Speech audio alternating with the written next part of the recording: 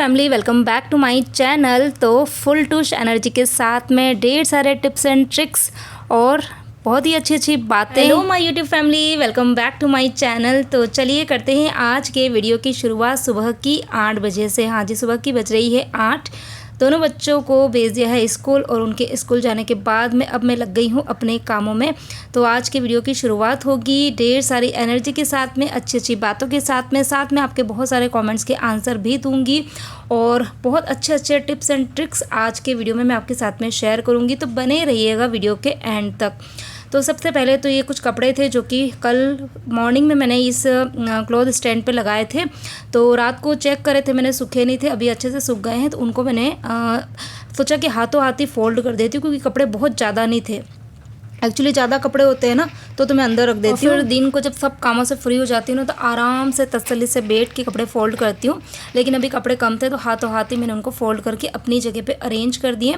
और उसके बाद में बस मैं कपड़े मतलब रख ही रही थी, अरेंज कर रही थी, तभी बेल बजी और ये सामान मुझे रिसीव हुआ था जियो मार्ट से। हाँ जी, जियो मार्ट से रिसीव हुआ क्योंकि ये सामान मैंने कल ही ऑर्डर किया था, कल रात को। हाँ, रात को मैंने मतलब शायद 9:30-10 बजे के करीब ऑर्डर किया था और सुबह 8 सवा 8 बजे के करीब मुझे रिसीव भी हो गया। तो यहाँ पर चलिए फटाफट से बता देती हूँ क्या क्या मंगाया है। तो एक तो मैंने चावल मंगाए थे 2 किलो और ये चावल जो है ना, मैं वो खिचड़ी बनाती हूँ ना मूंग की दाल की, इससे है ना इन चावल से खिचड़ी बहुत अच्छी बनती है। बेमिसाल ब्रांड की है और मुझे ना काफ़ी अच्छी लगती है इससे जो खिचड़ी बनती है ना वो। अगर आप ऐसे ही चावल वगैरह बनाओगे ना तो इतने अच्छे नहीं बनते, लेकिन जो खिचड़ी बनती है ना मूंग की दाल वाली जो, या फिर वेजिटेबल डाल के गिली गिली जो खिचड़ी होती है वो काफ़ी अच्छी बनती है। और उसके बाद में मैंने क्या मंगाया था, हाँ सर्फ मंगाया था, घड़ी डिटर्जेंट पाउडर। हाँ, वैसे तो कपड़े मशीन में डालती हूँ ना तो मशीन के लिए तो सर्फ अलग ही रहता है, लेकिन जब मैं घर की अभी साफ़ सफाई वगैरह करती हूँ ना तो उसके लिए फिर मैं बहुत महंगे महंगे सर्फ का यूज़ नहीं करती हूँ क्योंकि अननेसेसरी मतलब सफाई के लिए कोई आपको ब्रांड देखने की ज़रूरत नहीं है। आप कोई भी हल्का फुल्का कोई भी हो ना उसका यूज़ कर सकते हैं। तो ये मतलब मुझे सस्ता ही लग रहा था, मैंने काफ़ी मतलब देखा था साइट पर ना, तो ये मुझे रिजनेबल रेट में लगा तो 1 किलो मैंने ये मंगा दिया।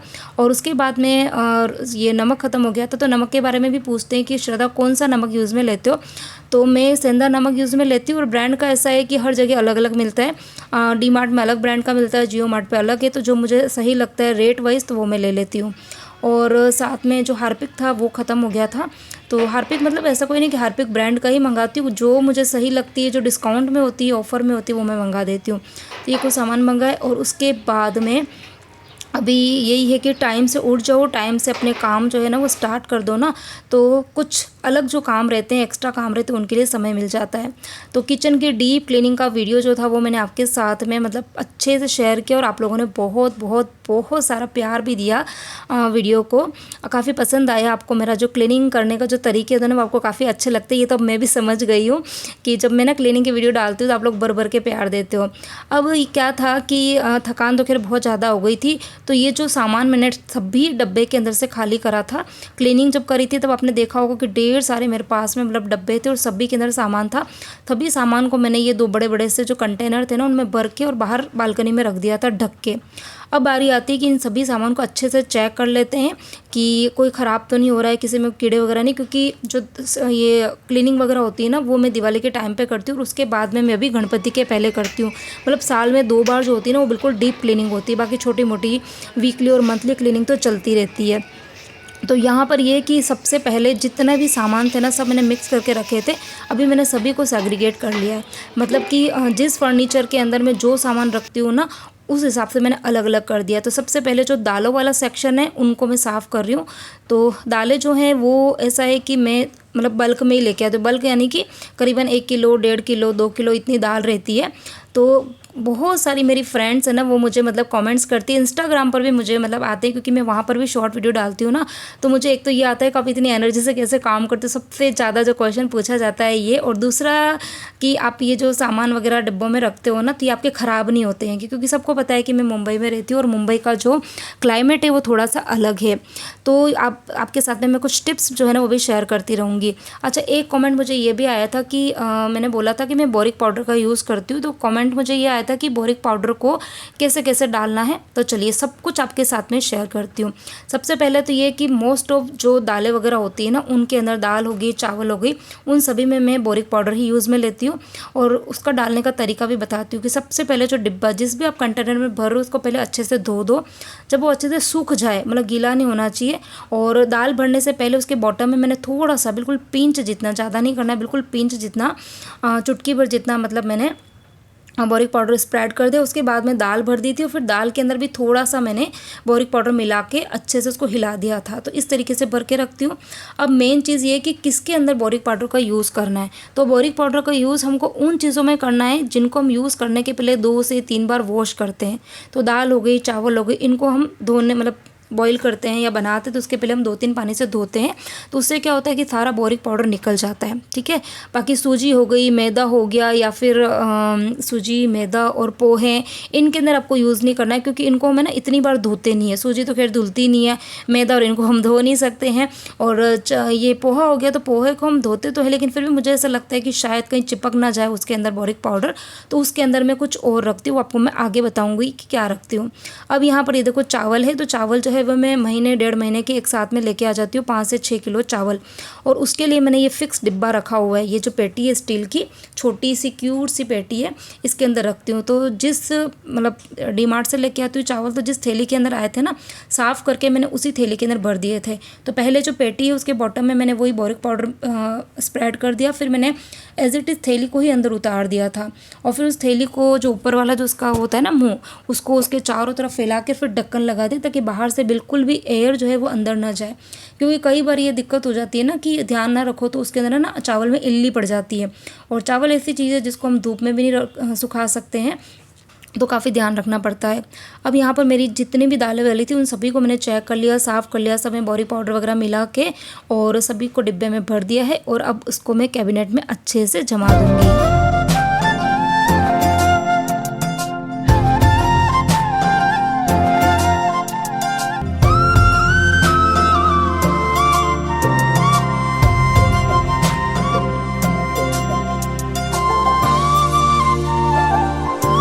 दाल वगैरह तो मैंने सारे ही डिब्बों के अंदर भर दी है। अब उसके बाद में कुछ सामान ऐसे हैं जो कि अभी रूटीन में मेरे काम नहीं आ रहे हैं, एक्स्ट्रा सामान है, तो उनके लिए मैंने ये 2 बड़े बड़े से डब्बे रखे हुए हैं। ठीक है। तो इसके अंदर मैं उनको एज इट इज़ पैकेट सहित ही अंदर उतार देती हूँ, क्योंकि एक बार अगर वो पैकेट खुल जाता है ना तो फिर उनके चांसेस रहते हैं कि वो जल्दी से ख़राब हो जाते हैं। तो जो एक्स्ट्रा पैकेट होते हैं जैसे कि सूजी के हो गए हैं या फिर बहुत सारी चीज़ें होती है, अगर दाल जो है वो पहले की अगर पड़ी हुई है तो मैं जो नया पैकेट लेके आती हूँ तो उनको भी मैं ओपन नहीं करती हूँ। ठीक है। तो ये कुछ चीज़ों का ध्यान रखती हूँ। उसके बाद में ये कि अगर पोहे हो गए या फिर मसाले हो गए, उनको हम ख़राब होने से कैसे बचाएं, तो उसके लिए आप क्या कर सकते हैं। जैसे कि कल मेरी ही किसी फ्रेंड ने कल के वीडियो के अंदर ही कमेंट किया था और जो मुझे काफ़ी पसंद भी आया था कि है ना, दाल वगैरह उसके अंदर भी आप है ना तेज पत्ता भी रख सकते हो, दाल के अंदर भी रख सकते हो। और उसके अलावा जो कैबिनेट्स होते हैं ना, उन कैबिनेट के अंदर भी आप 2-2, 3-3 जो तेज पत्ते होते हैं ना, बे लीव्स बोलते हैं जिसको, तेजपान का पत्ता, वो रख दो। तो उनकी जो स्मेल होती है उससे कॉकरोच, कीड़े मकोड़े नहीं आते। ये चीज़ मुझे उन्होंने कमेंट करके बताई थी। अब ये कितनी सही है कितनी गलत ये मेरे को पता नहीं, लेकिन हाँ उन्होंने बहुत अच्छे से बताई और मुझे ये चीज़ पसंद भी आई थी, तो मैं ट्राई करके देखूंगी। बाकी पोहे वगैरह इसके अंदर मैं तेज पत्ते ही रखती हूँ। तेज पत्ता भी रख सकते हैं आप, जो माचिस की जो होती है ना स्टिक्स, ठीक है, तो उसको भी आप रख सकते हैं। या फिर जो पुराने दवाई के जो पत्ते होते हैं ना, जो टैबलेट्स ख़त्म हो जाती है और उनके जो पत्ते होते हैं उनको भी आप रख सकते हो। तो बहुत सारी चीज़ें होती हैं। और इसके अलावा मार्केट में जो छोटी छोटी सी टैबलेट्स आती है पारे की, और भी आती है, मतलब जो अनाज वगैरह ख़राब होने से बचाती है, तो आप वो भी लाके परचेज़ कर सकते हो, डाल सकते हो। ठीक है। तो ऐसा है कि देखो आजकल महंगाई का ज़माना है और चीज़ें जो हैं वो ख़रीदना बड़ा आसान होता है, लेकिन उन ख़रीदी हुई चीज़ों को मेंटेन करना ये बहुत ज़्यादा ज़रूरी है। चीज़ें तो हम ख़रीद के ले आते हैं, मार्केट में जाते हैं, हम सोचते हैं कि ये भी ले ले वो भी ले लो, और हम ले भी लेते हैं, सोच के जाते हैं 10 चीज़ का और लेके आते हैं हम 20 चीज़। ठीक है। ये हर लेडीज़ की टेंडेंसी होती है और मेरी भी है, सबके अंदर होती है। लेकिन हाँ, ये कि लाने के बाद में उन चीज़ों को बहुत अच्छे से मेंटेन करना है। ठीक है। ये बहुत ज़्यादा ज़रूरी होता है। इससे क्या होता है, हमारा टाइम जो है वो भी सेव होता है, और दूसरी ढेर सारे पैसों की हम पता है सेविंग कर सकते हैं। थोड़ी थोड़ी करके भी हम ढेर सारे पैसों की सेविंग जो है ना वो कर सकते हैं। तो चलिए, बहुत सारा ज्ञान बांट दिया। और यहाँ पर ये कुछ गरम मसाले वगैरह थे, माउथ फ्रेशनर थे, तो ये सब ये छोटे छोटे से ये कांच के जो जार थे ना, इसके अंदर मैंने फिल कर दिए। और ये मैंने कहीं से परचेज़ नहीं किए हुए, ये कहीं ना कहीं से गिफ्ट आ जाते हैं दिवाली के टाइम पे। जिन सबकी शॉप पर है ना ड्राई फ्रूट्स वगैरह गिफ्ट आते हैं ना, तो वो घर पे लेके आते हैं। ड्राई फ्रूट हम खा जाते हैं और बाद में जो जार होते हैं ना बड़े क्यूट होते हैं, तो इनके अंदर मैं सामान भर के रखती हूँ। तो चलिए, सुबह के मेरे सारे काम हो गए थे। अब मैं सीधे आपसे मिल रही हूँ शाम को, क्योंकि यही कि सुबह का काम करते करते काफ़ी टाइम लग गया था। और फिर दिन को वही है कि थोड़ी देर रेस्ट, फिर वीडियो की एडिटिंग, ये सब। शाम का टाइम है और शाम को यही है कि आजकल है ना बारिश का मौसम रहता है, तो कुछ ना कुछ चटपटा खाने का मन होता है। तो सुबह ही मतलब मैंने ना 2 काम करके रख दिए थे। एक तो ये जो मूंग की आज अच्छा बना के रही, तो बना रही हूँ मूंग की दाल के पकौड़े। तो जो हरी वाली दाल होती है ना, छिलके वाली दाल, उसको मैंने दिन को 2-3 पानी से वॉश करके और भिगो के रख दिया था। अब उसके बाद में यहाँ पर बिल्कुल थोड़ा सा पानी डालते जाना है। और दाल के अंदर ही मैंने हरी मिर्च और कड़ी पत्ता भी डाल दिया था। और उसके बाद में इसको एकदम दरदरा सा पीसना है, बिल्कुल बारीक सा पेस्ट नहीं करना है। तो मूंग की दाल के पकोड़े बोल दो, मंगोड़ी बोल दो, बड़ी टेस्टी लगती है और बहुत ही जल्दी बन जाती है। कोई ताम तड़के की ज़रूरत नहीं है, क्योंकि मूंग की दाल सबके घर में होती ही है। कड़ी पत्ते भी होते हैं और हरी मिर्ची भी होती है। बस ये 3 चीज़ें ही मैं डालती हूँ। बाकी आप लोगों को कुछ और ऐड करना है तो वो आपके ऊपर डिपेंड है कि कुछ भी ऐड कर सकते हो। उसके बाद में थोड़ा सा नमक डालने के बाद में एक मेन जो चीज़ होती है वो होती है इसको फेंटना। हाँ, हींग भी मैंने डाला है, क्योंकि दाल है हैवी पड़ती है बॉडी के लिए, थोड़ी सी डाइजेशन में थोड़ी सी मतलब हैवी हो जाती है। तो हींग ज़रूर डालना, और अजवाइन, हींग और अजवाइन ये ज़रूर डालना चाहिए। टेस्ट भी बढ़ता है और थोड़ा सा हमारा डाइजेशन जो है वो भी ठीक हो जाता है। उसके बाद में हाथ से मैंने करीबन इसको 5 से 6 मिनट तक फेंटा था। हाथ से ही फेंटना है आपको, मतलब किसी मशीन का यूज़ नहीं करना है। हाँ, आपके पास में यदि बीटर है ना केक बनाने वाला, उसका आप यूज़ कर सकते हो। उससे काफ़ी अच्छे से ये लाइट हो जाता है। जैसे हम वो बनाते हैं ना दही बड़े, बिल्कुल वैसा। अब इससे जो पकोड़े बनेंगे ना, इसमें कोई सोडा वगैरह डालने की ज़रूरत नहीं है। बहुत ही सॉफ्ट बनते हैं और बिल्कुल छोटे छोटे से आपको पकोड़े डालने हैं, फूल के ही बड़े हो जाते हैं। तो एक तो मूंग की दाल के पकोड़े बना रही हूँ और साथ में मैं बना रही हूँ केले बड़े। तो केले जो थे वो मैंने सुबह जब मैं ये काम कर रही थी ना, ग्रोसरी का सब सामान अरेंज कर रही थी, तो फिर मैं ना मतलब गैस के वहाँ पे काम जो था वो साथ साथ में चल रहा था। बट यही है कि शूट नहीं कर पा रही थी, क्योंकि बार बार उठना अपनी जगह से और एंगल सेट करना, तो वो पॉसिबल नहीं हो पा रहा था। तो मैंने सुबह ही मतलब सुबह का जो खाना बनाया था ना, तो साथ में मैंने कच्चे केले बॉईल कर दिए थे और मसाला जो था वो बना के रख दिया था। तभी फिर मुझे ज़्यादा समय नहीं लगा, बस फटाफट से उसके बॉल्स बनाए और बेसन का घोल के, और यहाँ पर हमारे पकोड़े और केले वड़े जो है बनकर हो जाएंगे रेडी। तो जिन सबको भी कॉल कर दिया था, बस वो भी आने ही वाले हैं। तो हम दोनों के लिए मैं बना रही हूँ।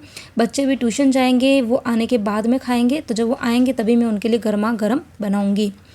तो यहाँ पर सबका थोड़ा सा बीच में कट कट करके ही बना रही हूँ वीडियो, क्योंकि फिर बहुत बड़ा हो जाता है वीडियो। और यहाँ पर बस हम दोनों का खाना हो गया था। जिन सब बाहर बैठे हैं उन्होंने भी चाय की डिमांड करी है, क्योंकि पकौड़े खाने के बाद में ना चाय की बहुत क्रेविंग होती है। मेरा भी मन हो रहा था, तो बस चाय रखने आई थी, लेकिन एकदम से याद आया ये बेसन जो था ना वो मैंने मॉर्निंग में छान के नहीं रखा था। मतलब इसको हो गया करीबन 12 से 13 दिन हो गया। तो जब पिसवा के लेके आई थी तब तो मैंने छान के ही भरा था, लेकिन फिर से मैंने सोचा कि एक बार वो छान के भर लेते हैं। तो बस यहाँ पर मैंने बेसन को छान के छोटे डब्बे के अंदर शिफ्ट कर दिया है। और उसके बाद में बस अभी चाय पीऊँगी और थोड़े बहुत बर्तन है वो साफ़ करूँगी, किचन वगैरह क्लीन करेंगे। और इसी के साथ में ही इस व्लॉग को करती हूँ यहीं पर एंड। उम्मीद करती हूँ आपको मेरा आज का वीडियो, मेरे बताए गए आपको जो कुछ टिप्स है ऑर्गेनाइजिंग के या फिर जो भी कह दो, अच्छे लगे हो तो वीडियो को लाइक करना, अच्छे कमेंट करना।